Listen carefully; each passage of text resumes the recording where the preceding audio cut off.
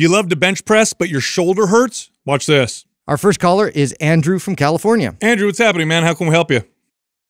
How's it going, guys? So I have been lifting for probably 4 or 5 years now. Started through football. I actually went to the high school that Justin now coaches at. Really? And I did not find you guys through that. I found you guys separately and then connected the dots afterwards, which was bizarre. But right on, Philip Cougar. Is there a picture of Justin in the weight room there? I'm not sure. There is, buddy. Or his immortalized. Or his phone number in the bathroom stalls for a good time. Well, people enjoy me. Yeah, sorry, Andrew. Go ahead. Continue. No, you're good. So after my junior year, halfway through was when COVID started. And so lifting kind of took a pause for a little bit and then came back through a friend of mine. He had a home gym that we all went to. And that's really when I dove into it. And I found you guys about a year after that. But I was going to school and I met at the gym I was going there, I met a bunch of powerlifters and they really indoctrinated me. And so I signed up for my first powerlifting competition, and then leading into it, I hired a coach, and he's a super knowledgeable guy, knows how to phase the training to kind of stimulate hypertrophy for a while and then switch into a strength block and then peak for a meet. Super knowledgeable, and I've learned a bunch from him as far as form and technique. But now I'm going into my second powerlifting competition, and the question that I have, about a month and a half ago, I suffered an AC joint sprain and didn't know what it was at first. Did a bunch of things. I used MAPS Prime trying to figure out what was going on. Couldn't figure it out. Eventually, talking to my coach, just decided I need to go to a physical therapist because it wasn't an imbalance or anything. She works out of the gym that I work at now and helped me figure out it was an AC joint sprain, gave me a bunch of stability stuff to do.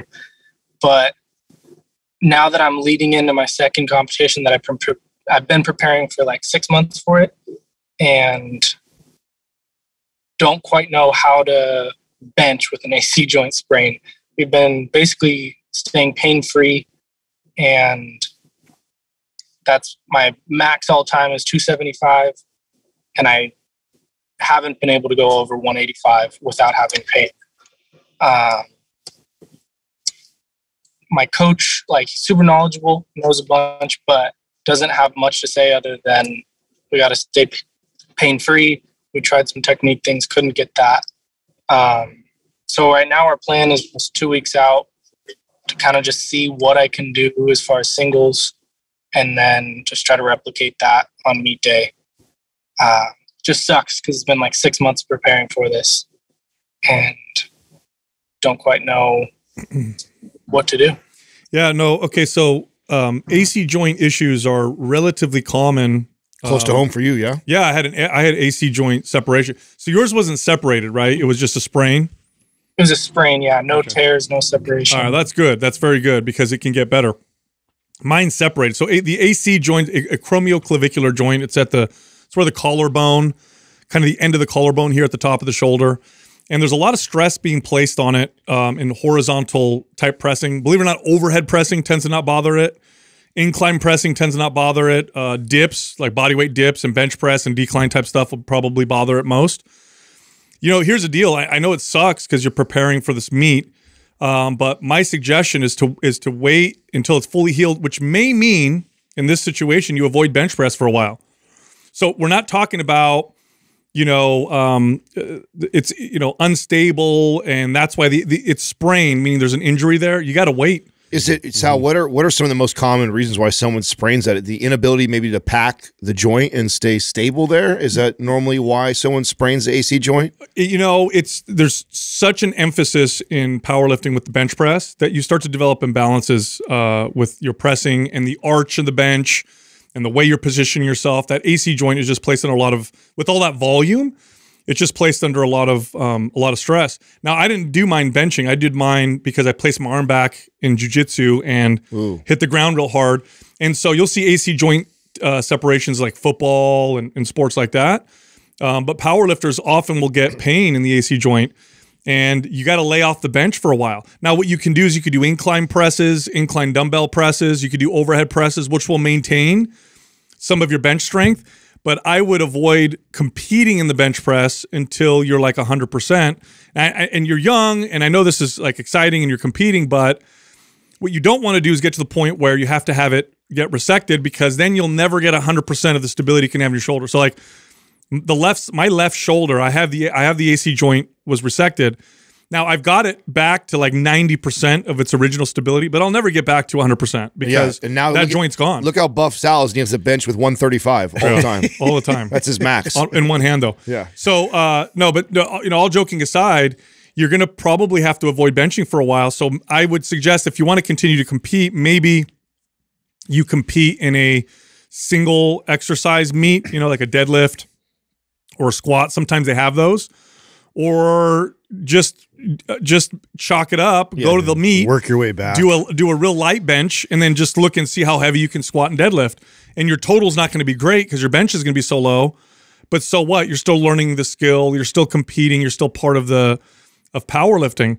But you got to wait for it to heal, man. Because if you keep benching through this process, you may prevent it from really getting 100%. And I know what it feels like I said, to be on the other end of that. You don't want to get to the point where, and that's what I did. I ignored it. I ignored it, and I kept working over it and working around it and pushing, and then it became a full separation. So I think you're not going to like anybody's answer, Andrew. Yeah. I think we're all going to probably tell you something really similar. I think the best advice, Sal, to kind of like, coming from an athletic background, I know how shitty that is. You've been training for something, you're excited, you're seeing progress in your lifts, like you're feeling pretty good. Then you have this injury, and it's like, that competitive side of you still wants to compete. So I think the advice that you just gave is probably the best advice, where I still feel like I could go compete, even though I probably know I'm going to take an L because I'm not going to be able to put up a good bench number, but I would still go through the process, and I would just accept that. I would just say, you know what, I'm going to keep training. I'm going to lay off the bench. I'm going to go in there. I'm going to bench a number that is so much lower than my max, just to get in there and to be able to compete. And I'm really focused on my deadlift and my squat going into this meet, and then letting my AC joint heal. So that's probably the best advice that I think all of us are probably going to give. I don't think, unless Justin, you have something different. No, I mean, it's one of those things where, as an athlete, you're trying to overcome everything. So this is like, you know, another one of those things you look at as adversity, where you have to kind of push through. But when it comes to like something you could end up preventing you from competing further, like this is like more of a conversation of like, what does your future look like in terms of competition, and, you know, how serious are you going to take this, or is this just the experience that you're wanting to get out of it? Then I would say what, you know, they're talking about in terms of still going through the process of competing, and you know, like doing it at a very minimal weight in terms of it, you know, affecting and hurting, you know, what you already have going on. I mean, I would pretty much just solely focus on rebuilding yourself and getting your body back to optimal form, and that's tough to hear. Yeah, so. and I know, Andrew, the way you feel, you're super focused and motivated, and it feels like, man, this is awesome. I've been preparing for this. I don't want to avoid it. I don't want to have wasted all that time. But if you take a couple steps back, focus completely on rehabbing, and still do the other exercises, and you can still train. Like I said, I'm assuming like you probably feel okay with an incline press, right? It probably doesn't bother it. Yeah, it's only at like the very top, if I'm fully locked out above, that it does. But the entire range of motion feels fine. Yes. So I've been doing a bunch of incline without fully locking out at the top. Okay, so I mean, you could still work out those muscles, but really focus on rehab. So you take a couple steps back. What is that going to allow you to do, though? It'll allow you to compete later on in the future. Right. Now, if you're like a professional athlete and this is the Super Bowl and you got a sprained AC joint and that's your job, well, okay, take some anti-inflammatories, put some tape on, and then go for it. And you're sacrificing your body. You're making millions of dollars. I could see that, but you're a young kid. I know it feels super important to you right now, but it's probably not worth it. So I would focus entirely on rehab, train the rest of the body, and allow yourself to compete. Later on. You got a lot of time left, to really come back with some thunder. So it's all about like how much effort you put into it right now. That's going to help rebuild you back and get you further than you would have got. Yeah, the weaknesses of powerlifting are its strengths. Its strengths are it focuses on these big movements, these really effective movements. You get strong at them, you build good muscle. But the weakness is it's 3 movements. And there are other things you could train around it, but it really just competes in 3 movements. And so you tend to see similar issues across the board with people with those types of sports. And injuries in powerlifting over time are pretty high, mainly because it's like any sport, right? You're competing at a high level. So if you want to be able to do this in the future, focus entirely on rehab. I would go to that. Physical therapy is the best thing you could do. Physical therapists are the best when it comes to stuff like this. They're better than any coach you're going to work with or anything like that. I would work with the physical therapist and wait till you're 100% before you really push it. Okay. Second part of the question, as far as my coach does my programming currently, and I want to kind of switch towards more unilateral training, like you guys have been talking about with map symmetry. How would you, on you're all experienced coaches, if you had a client who wanted to kind of switch things up, how would you most want them to come approach you with something like that? Like, I want to talk to him about running map symmetry or switching up towards that. Does he listen to the show? He's not. Oh, good luck. He's a powerlifting coach, right? Yes. So I met him as a friend first, and then he coached 3 or 4 people, and he coaches himself. He actually has a couple USAPL national records, so he's yeah. Good luck. I wouldn't. Mm-hmm. So I would not give you advice that would counter what he's saying in terms of powerlifting. He's going to be a better powerlifting coach than me. Not to mention he's got you right in person. I mean, we would all agree that that's a better coach than even us, right? Yeah, so, over here, through podcast or whatever. I mean, you could run symmetry. You could run symmetry by yourself. That's what I would do. I would finish the meet with him afterwards. Take a break for a while from him. Run symmetry by yourself, since all of the coaching and stuff that we have in there. And I think you would benefit from unilateral training and also the isometric component that's in there. I think those would both be extremely valuable to you. Follow the program and then get back with him afterwards. Yeah. Andrew, what's your best lift, by the way, between squat, deadlift, and bench? Which one do you do best at in your age and weight category? Squat right now. Okay. Well, you know what? Why don't you find yourself a squat meet? They have meets where you could just do a single lift. You don't have to do all 3. That way you could still compete. You know what I'm saying? Yeah. The problem is I already signed up. It's October 22nd, so it's less than a month away. Okay. Well, you don't have to do it, or you could do what I said and just bench real light and then do. Yeah, I think that's the best advice. I mean, I think you still go there. I mean, you're going to be able to see who does the best squat, who does the best deadlift there, and who gives a shit about the little trophy they give us and all that bullshit. You know what I'm saying? It's like that you're competing against yourself. You're trying to improve. You're going to see how you line up. You're not going to be able to add your bench in there really because of how light you're going to have to go. Yep. So what? How old are you, Andrew? I'm 19. Oh my God! Yeah, you got so much time. You got you're going to be strong. You're going to be so much stronger in 10 years. It's not even funny. Like, take your time and be careful. Don't. This is however strong you are now is not even close to where you're going to be. Listen to your body, man. In 10 years. Yeah, you're good. The biggest thing. You're good, man. We'll send you map symmetry, by the way, if you don't have that. Okay. Thank you. You got it, man. All right, man. Thanks for calling in. Yeah, thank you guys. You got it. All right, dude. Yeah, I mean, you guys know what that feels like. It's like, it's everything. It's a total buzzkill. To deliver that news, but that's what he needs to hear. And it's hard to turn off that focus, right? When you have that mindset where you're like, I'm going to do this thing. Yeah. And you're in that mindset, the mindset basically says nothing will get in my way. And that's a good competitive mindset. If you want to succeed at anything, that's a good mindset. However, you have to know when to turn it off. It's really hard to turn it off.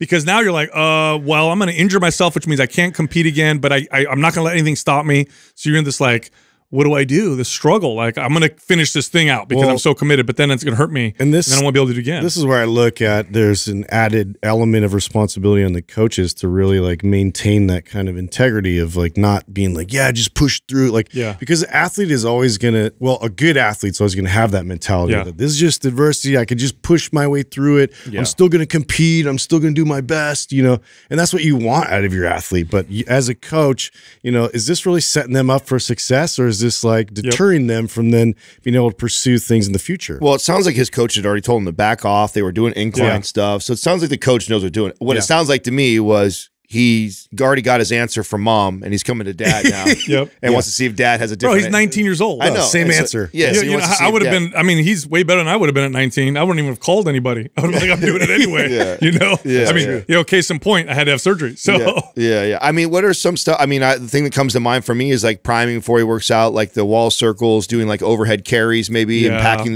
the shoulder joint. Working on that depression of the scapula, working on all the stabilizer muscles, external rotation, and just overall stability. But, you know, because it's such a bench press is so limited by itself, and you're always, especially when you create this arch, you create this kind of force where it wants to push the shoulder up and out, and that's what causes the problem. Well, yeah, and so and isn't the answer to this is building a very bulletproof shoulder, right? I mean, just by getting and back and with lots of stability and strength, because I mean he's not weak, right? He obviously he probably benches good weight, and but he's lifting in the same plane all the time, and so getting into the more kind of performance-based exercises that we have in MAPS Performance, getting into the things like the stuff in Prime, and like getting good at that and overhead carry, so he can kind of bulletproof that shoulder. I mean, he's 19 years old. That's where my head goes right away. It's like you need to spend your time doing all that, especially since you're nowhere close to your peak. You're going to get way stronger as time goes on.